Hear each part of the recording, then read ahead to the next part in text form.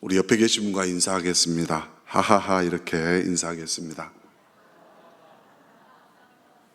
하나님 하고 싶은 대로 하세요, 이런 깊은 뜻이 있습니다.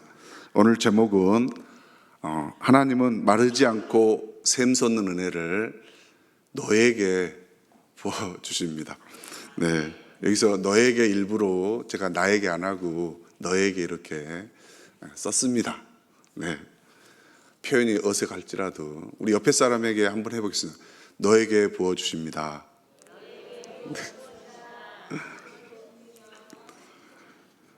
네, 오늘 예배 드릴 때 엘리사를 통해서 역사하신 하나님 우리와 함께 하실 줄로 믿습니다.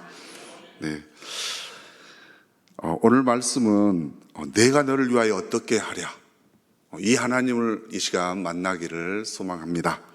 사모하는 자에게, 은혜를 갈망하는 자에게, 또 말씀의 역사를 소망하는 자에게 일어날 줄로 믿습니다.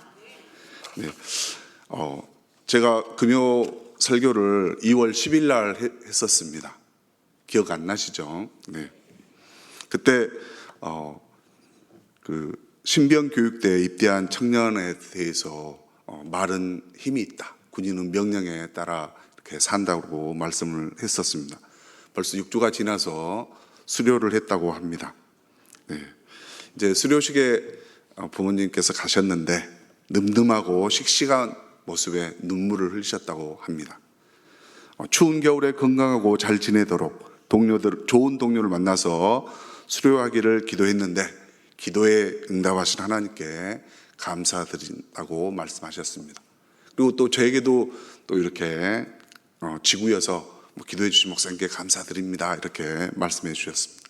그때 제가 말씀을 전할 때 이렇게 군대 간 자녀가 있는 그 부모님과 자녀를 위해서 우리 함께 기도하셨죠. 네, 이 자리에 함께 하실 때 또 이렇게 중보로 함께 하실 줄로 믿습니다. 우리 옆 사람과 한번 또 인사해 보겠습니다. 기도해 주셔서 감사합니다. 네, 오늘 자주자주 이렇게 인사를 할 것 같습니다. 자랑할 것이 많은 가난한 자라는 글이 있습니다. 많은 재산을 소유한 사람이 있었습니다.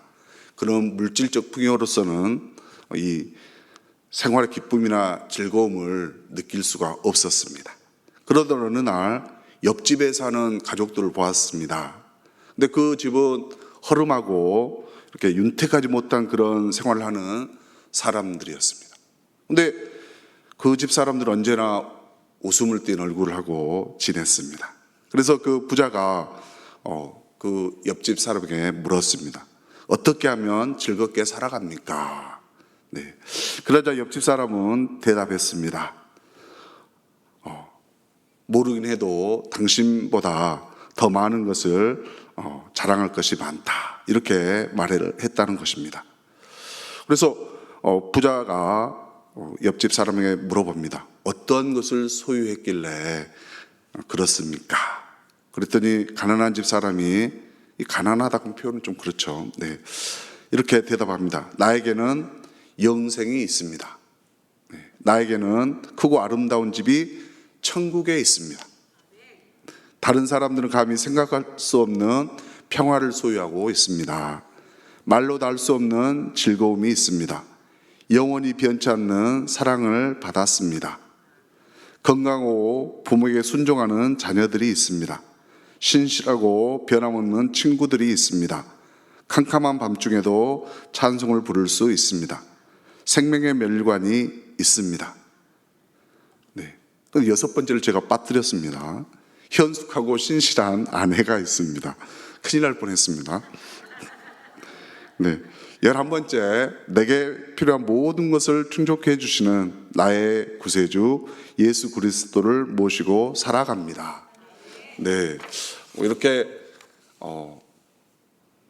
세상 사람이 비교해서 가난하게 보일지라도 우리에게는 넘치는 풍족한 은혜가 있을 줄로 믿습니다. 다른 건 다 없더라도 오직 하나님 한 분이시면 또 기쁨이 넘치고 감사가 넘치고 은혜가 넘칠 줄로 믿습니다. 오늘 이 시간 우리는 어떠한 하나님을 만나보고 싶으십니까? 우리 하나님께서는 기도를 들어주시고 응답해 주시는 분이십니다. 또 말씀으로 아무것도 없는 상태에서 모든 것을 창조해 주시는 전능하신 분이십니다. 오늘 읽진 않았지만 3장 16절에 보면 이런 말씀이 있습니다.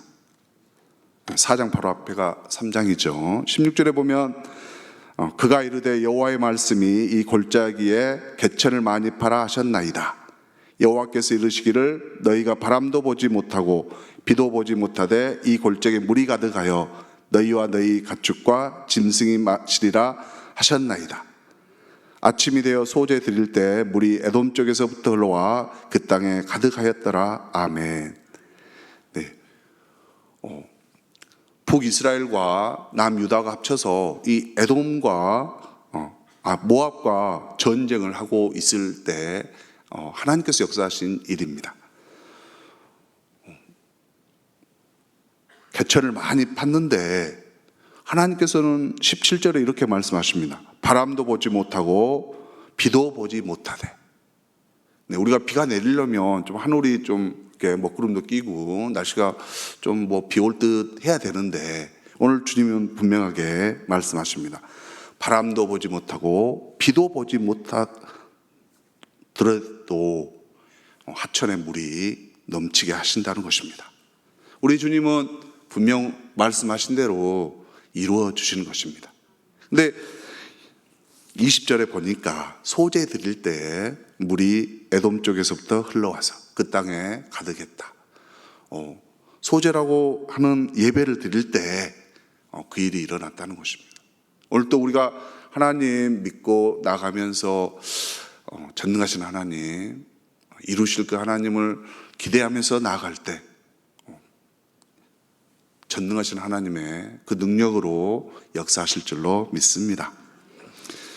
엘리야 선지자를 이어서 엘리사 선지자가 이스라엘 선지자로 섬길 때에 오늘 본문에 보니까 제자들의 아내 중에 한 여인이 엘리사 선지자를 찾아왔습니다. 제자인 남편은 죽었고 또 가난한 중에 있는 상태고 또 남편이 진 빚이 있었습니다. 또 빚을 준 사람이 와서 이제 아이들을 종으로 삼겠다고 데려가려고 하는 그런 상황입니다. 이 여인은 자기 힘으로는 아무리 문제를 해결하려고 해도 할 수 없는 그런 상황입니다. 이때 엘리사에게 와서 간구하는 것입니다. 엘리사가 뭐라 합니까? 내가 너를 위하여 어떻게 하여 주랴. 네. 오늘 우리 마음의 중심을 보시는 하나님, 통일한 음성으로 말씀해 주실 줄로 믿습니다. 내가 오늘 너에게 무엇을 해주기를 원하느냐. 네. 오늘 말씀은 기름을 담을 그릇을 빌려라. 근데 거기 3절 마지막 하반절에 보니까 조금 빌리지 말고, 네, 많이 빌리라는 뜻입니다. 말씀 순종해서 빌려서 또 따라 부었더니 기름이 그릇이 없을 때까지 넘쳤다고 말합니다. 근데 하나님의 사람에게 이제 돌아와서 말하고 하나님의 사람 엘리사가 빚을 갚고 너와 두 아들이 생활하라 이렇게 말씀하셨습니다. 우리 주님은 모든 자를 사랑해 주십니다. 이렇게 가난하고 홀로 산다는 여인도, 특별하게 이제 성경의 창세기를 보면 하갈이 나옵니다. 하갈이 사례를 이렇게 멸시하다가 쫓겨나죠, 집에서. 그때 버림받고 이렇게 방황하는 그 하갈도 우리 하나님이 품어주세요. 네. 근데 또 아브라함이 이삭을 낳고 이제 젖을 뗀 후에 또 잔치를 베풉니다. 그때 이스마엘이, 이 하갈의 아들 이스마엘이 또 이삭을 희롱을 합니다. 그때 이제 하갈과 이스마엘이 쫓겨납니다. 집에서. 그런 하갈과 이스마엘도 우리 하나님이 품어주세요. 21장 19절에 보면, 창세기 21장 19절에 보면 하나님이 하갈의 눈을 밝히심에 샘물을 보고 가서 가죽 부대에 물을 채워다가 그 아이에게 마시었더라. 아멘. 떡과 가죽 부대 한 부대를 주고 집에서 쫓겨났습니다. 근데 오늘 분명하게 하갈의 눈을 밝혀가지고 샘물을 보게 해주셨어요. 그 전에는 샘물을 찾지 못했었는데 오늘 하나님께서 그들을 위해서 샘물을 보게 해주셨습니다. 옆에 샘물이 있어도 못 찾는 것이죠. 네. 그러나 우리 하나님은 눈을 밝혀주시는 하나님이십니다. 우리 모두 눈만 떠 있다고 이게 보이는 게 아니죠. 네. 영안이 열려야 하나님을 만나고 하나님이 원하는 것을 하리라고 믿습니다. 네. 또 사르밧 과부 얘기가 열왕기상 17장에 나옵니다. 이 사르밧은 시돈 땅에 있습니다. 이 시돈 땅은 하나님께서 12지파에게 나눠준 땅에도 속하지 않는 이방 땅입니다. 12지파 중에서도 스불론과 납달리는 흑암에 앉은 백성, 사망의 땅, 그늘에 진 곳 이렇게 나오는데요. 이 시돈 땅은 더 위에 있는 거예요. 그러니까 하나님께서 축복하지 않는 그 땅에 산 이 사르밧 과부에게도 우리 하나님께서 엘리야를 보내셔서 살게 해주시는 겁니다. 네. 그 사르밧 과부가 나와 내 아들을 위해서 반죽을 해서 이제 마지막 먹고 죽으려는 그런 순간에 하나님께서 엘리야를 보내시는 것입니다. 네. 어떠한 상황 속에 있을지라도, 우리 공고한 날에 처해 있을지라도 우리 하나님이 함께 하시면 변화될 줄로 믿습니다. 역전된다는 것입니다. 오늘 이 선지자의 아내도 가난합니다. 가난. 네, 궁핍한 거죠. 네. 어쩌면 내일의 소망이 없는 그런 순간입니다. 그런데 하나님께서 도와주시는 것이죠. 두 아이를 데리고 살 길이 막막한 그런 상황인데 어느 날 갑자기 빚을 갚으라는 독촉을 받습니다. 이건 정말 사면초가죠. 우리 많이 듣는 사면초가, 제가 한자 찾아봤더니 사면에서 들려오는 초나라의 노랫소리랍니다. 그러니까 적군이 이렇게 사면에서 둘러싸여가지고 도움을 받을 수 없는 그런 상황입니다. 이 선지자의 제자의 아내도 도움을 받을 수 없는 그런 상황 속에서 우리 하나님께 나아가니까 우리 하나님이 은혜를 주시는 것입니다. 시편 22편 24절에 보면 그는 공고한 자의 공고를 멸시하거나 싫어하지 아니하시며 그의 얼굴을 그에게서 숨기지 아니하시고 그가 울부짖을 때에 들으셨도다. 또 시편 34편 6절에 보면 이 공고한 자가 부르짖음에 여호와께서 들으시고 그의 모든 환난에서 구원하셨도다. 네, 공고한 자를 우리 주님은 외면치 아니하십니다. 네, 오늘 우리의 어떤 상황이 있다 할지라도 우리를 품어주시고 받아주시는 우리 하나님께 안기기를 원합니다. 네, 이 샘솟는 마르지 않는 기름병의 은혜는 정말 우리 모두에게 동일하게 적용되는 것입니다. 지금까지도 지나온 날을 되돌아보면 어려운 날들이 많이 있었지요. 다들 꽃길만 걸어오셨습니까? 네, 꽃길을 걸었거나 또 바람이 부는 폭풍 속에서 걸어간다 할지라도 우리 주님이 함께 하시니까 그 모든 순간이 은혜였을 줄로 믿습니다. 중요한 것은 이 공고한 날에 이 여인은 하나님을 찾았다는 것입니다. 너는 청년의 때 너의 창조주를 기억하라. 곧 공고한 날이 이르기 전 나는 아무 낙이 없다고 할 때가 가깝기 전에, 이 공고한 날이 이르기 전에 창조주를 찾으라고 전도서에 기록하고 있습니다. 전도서 12장 1절에. 네. 이 여인도 엘리사에게 와서 부르짖고 있습니다. 이 엘리사는 누구냐면 엘리야를 이어서 이스라엘 민족을 이끌고 있는 하나님의 선지자입니다. 우리가 다르게 표현해 보면 그 당시에는 엘리사가 하나님의 말씀을 대언하고 있다는 것입니다.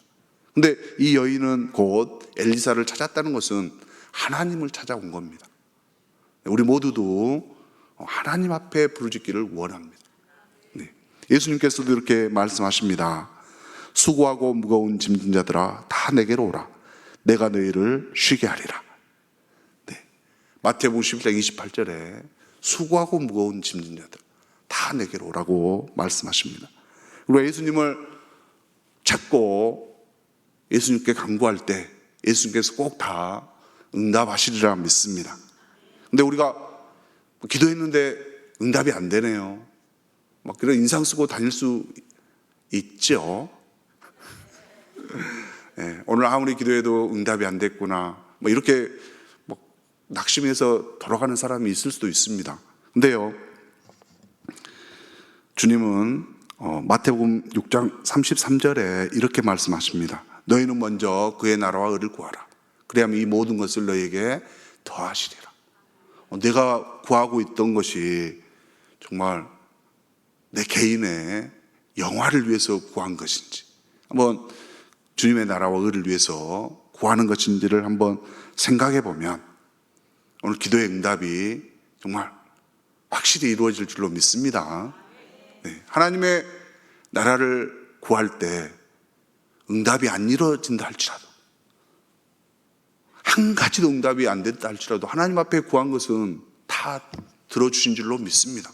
내 눈에 보이지 않았지 하나님의 때에 하나님이 원하시는 곳에 분명히 역사하시리라 믿습니다.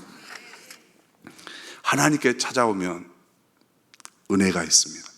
우리 마태복음 9장 19절에도 혈루병의 여인, 걸린 여인 나오지요.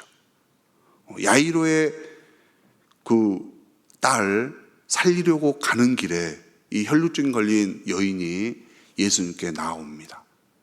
그 여인은 모든 것을 다 허비했다고 기록되어져 있습니다.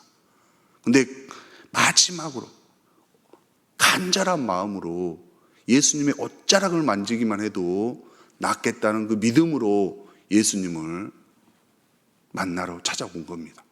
예수님 고쳐주세요가 이게 아니고 몰래 가서 정말 예수님 옷자락만 만져도 되겠다는 그 마음이었죠. 근데 예수님은 말씀하십니다.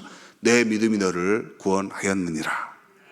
네, 그 즉시 고침을 받았습니다. 우리 주님은 찾아오는 자에게 은혜를 주실 줄로 믿습니다.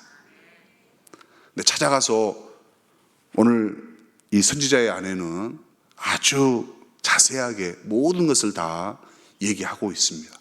혹시나 자랑할 것이 있으면 너무나 기쁜 마음으로 얘기할 수 있겠죠. 그러나 오늘 말씀하는 내용은 좀 자랑할 건 못 되는 것이죠. 내 남편이 죽었습니다. 자식들이 종으로 팔려갈 상황입니다. 또 집에는 기름 한 병밖에 없습니다. 또 이 일을 해결할 능력이 나에게는 없습니다. 이런 내용을 엘리사 선지자에게 다 말을 하고 있습니다. 오늘 기도하실 때 우리 주님께 옆 사람 안 들리게 자세하게 말씀을 간구하기를 원합니다. 근데 우리가 보면 자식들이 종으로 팔려갈 상황이고 집에 정말 먹을 것도 없고 당연히 입을 그런 것도 빈약하겠죠. 또 이 무능한 선지자의 제자가 죄송합니다. 이렇게 빚만 남겨놓고 죽었습니다. 얼마나 이게 불평할 일입니까? 얼마나 정말 분노에 찰 일입니까? 원망하기 참 좋은 그런 상황입니다. 정말 옆집 남편하고 비교해보면 정말 가진 말로 비난할 수도 있는 그런 상황입니다. 근데 그렇게 하지 않고 하나님께 다 고했다고 나옵니다.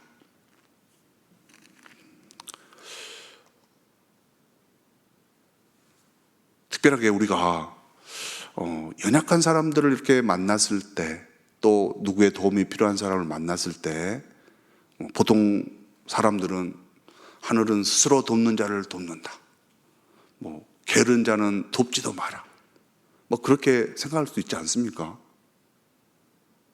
사지가 멀쩡해가지고 뭘 하겠다, 그렇게 이렇게 핀잔을 줄 수도 있는데, 우리 주님은 그렇게 말씀하지 않으십니다. 우리 주님은 어떻게 말씀하셨냐면요, 이사야서 42장 1절부터 5절까지 나오는 말씀인데, 또 예수님께서 마태복음 12장에 이렇게 말씀하십니다. 상한 갈대를 꺾지 아니하며 꺼져가는 심지를 끄지 아니하시기를 심판하여 이길 때까지 하리니. 아멘. 우리 주님 상한 갈대도 꺾지 않으시는 거예요. 또 꺼져가는 심지, 곧 꺼져가는데 그 심지마저도 끄지 아니하시는. 저는 제 옆에 이렇게 꽃이 있습니다. 보니까 그 꽃의 이름은 잘 모르겠는데 의미는 축복합니다, 그런 뜻입니다. 네. 근데 그 꽃이 하나 시들었더라고요. 근데 제가 어떻게 했겠습니까? 네. 우리 주님의 말씀대로 살지 못하고 아침에 꺾었습니다. 네. 근데 우리 주님은 상한 갈대도 꺾지 아니하십니다. 네. 꺼져가는 심지도 끄지 아니하시고, 그런 사람들을 사랑해 주신다는 것입니다. 세상 사람들 우리의 아픔, 우리의 고통을 동정하거나 걱정은 해줄 수 있습니다. 그러나 그 짐을 져주지는 않은 척. 근데 우리 예수님은 고난에 있는 그 사람들을 사랑으로, 긍휼로서 품어주신다는 것이죠. 우리 주님은 사람이 할 수 없는 일을 대신 감당해 주시는 것입니다. 이 여인이 아주 잘한 게 하나 있습니다. 말씀에 순종했다는 것입니다. 네. 3절에 보면 많이 빌려라. 네. 정말 많이 빌려와야 되는 것이죠.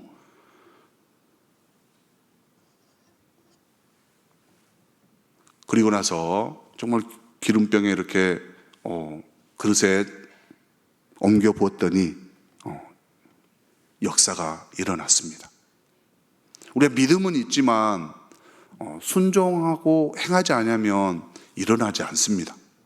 이 순종이라고 하는 것은 창세기 26장 5절에 보니까 이는 아브라함이 내 말에 순종하고, 그래서 제가 한번 순종을 이렇게 한번 찾아봤습니다.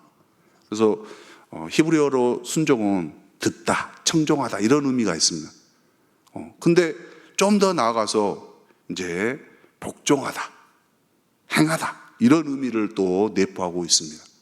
우리가 말씀만 듣고 행하지 않으면 아무리 좋은 성경에 그 족 같은 말씀이 있다 할지라도 이루어지지 않는 것이죠. 순종의 결과로 열매가 나타나는 것입니다. 우리 주님이 마지막에 심판하실 때도 순종하는 것을 보는 것입니다. 마태복음 7장 21절에 보면 나더러 주여 주여 하는 자마다 다 천국에 들어갈 것이 아니요 다만 하늘에 계신 내 아버지의 뜻대로 행하는 자라야 들어가리라. 네. 우리가 말씀 듣고 행하지 않으면 안 되는 것입니다. 행하는 우리 모두가 되기를 원합니다. 근데 우리 그 7절에 보니까 정말 마지막 그 절에 이 여인이 부자가 되었더라, 이렇게 안 나오죠. 네, 우리 주님은 일용할 양식 쓸 만큼 정말 하루하루 잘 지낼 만큼 주시는 것입니다. 우리 만나와 메추라기도 막 넘치게 막 하루에 일주일치 주고 그러지 않았죠. 네. 우리가 풍족할 때 주님을 잘 찾습니까? 아니면 정말 힘들고 주님만 바라볼 때 찾습니까? 네. 솔직하게 내일이 걱정될 때 찾지 않습니까? 네. 우리 주님 일용할 양식 분명하게 책임져 주실 줄로 믿습니다. 오늘 받으신 분들은 내일을 걱정하지 마십시오. 동일하게 우리 주님이 내일도 풍족하게 은혜로 채워주시는 것입니다. 우리가 돌아보면 정말 많은 은혜를 누리고 살고 있습니다. 정말 많은 그런 슬픔의 순간들 우리 하나님이 유래해 주셨고, 정말 쓰러지고 넘어져 있을 때도 우리 주님은 일으켜 세워주셨습니다. 또 외로울 때 친구가 되어 주셨죠. 홀로 남겨두지 않으셨습니다. 우리 주님이 늘 함께 하시는 것입니다. 오늘 기름병이 비워졌다는 것, 한 병밖에 남지 않았다. 이것은 우리들의 생각입니다. 네. 계속 채워지는 우리 주님의 은혜를 기억하기를 원합니다. 네. 주님의 눈으로 바라볼 때 계속해서 채워지는 그 은혜를 맛볼 수가 있는 것입니다. 우리가 마태복음 14장에 나오는 오병이어의 기적도 그 많은 무리들을 제자들이 바라봤을 때 얼마나 걱정했겠습니까? 할 수 없다. 여기에 무슨 음식이 있느냐 걱정했지만 나중에 물고기 하던 바구니와 떡 바구니 계속해서 이렇게 채워지는 그것을 경험했을 때 은혜를 깨달은 것이죠. 걱정할 필요가 없습니다. 우리 주님이 채우시는 것입니다. 함께하는 우리 주님을 오늘도 꼭 기억하기를 원합니다. 우리가 늘 이게 생각이 물질에 좀 많이 한정되어져 있습니다. 근데 마태복음 5장에 산상수훈의 8복 중에 첫 번째, 심령이 가난한 자는 복이 있나니 천국이 그들의 것이며, 여기서 말하는 가난은 절대적인 가난을 얘기합니다. 완전히 파산 상태의 그런 가난입니다. 다른 사람의 도움이 없거나 다른 사람이 공급해 주지 않으면 안 되는 그런 상황입니다. 그런 가난한 자에게 복이 있다는 것입니다. 네. 우리 마음속에 오늘 이 순간 하나님이 도와주시지 않으시면 내가 아무것도 할 수 없습니다. 하나님도 기쁘시게 할 수 없고 또 내 옆에 있는 사람들에게도 기쁨을 줄 수가 없고, 오직 하나님이 공급해 주셔야 됩니다. 그 마음의 자세가 이 가난입니다. 가난. 특별하게 오늘 가난한 심령이 되어서 우리 하나님께서 주시는 그 은혜로 내가 앞으로도 살겠습니다, 이렇게 고백하는 우리 모두가 되기를 원합니다. 인도의 날라마람의 작은 교회에서 한 선교사가 예배를 인도하고 있었습니다. 이 날라마람은 저는 가보지는 않았습니다. 네. 근데 예배를 드리고 있는데 한 가난한 여인이 저 뒤에 문을 열고 들어왔습니다. 그녀의 옷차림이 너무 초라해가지고 오히려 예배 분위기가 방해가 되었습니다. 그래서 선교사는 그녀에게 예배 끝난 후에 물어봤습니다. 왜 이렇게 초라한 옷으로 참석했습니까? 근데 그 여인은 이렇게 대답했습니다. 제가 가지고 있는 것 중에 제일 좋은 옷입니다. 네. 그녀는 선교사에게 자신이 과거에는 부자였는데 마을의 깡패들이 자신의 전 재산을 빼앗아갔다고 말했습니다. 근데 깡패들은 그녀에게 그녀가 믿고 있는 예수만 버리면 재산을 돌려주겠다고 했다는 것입니다.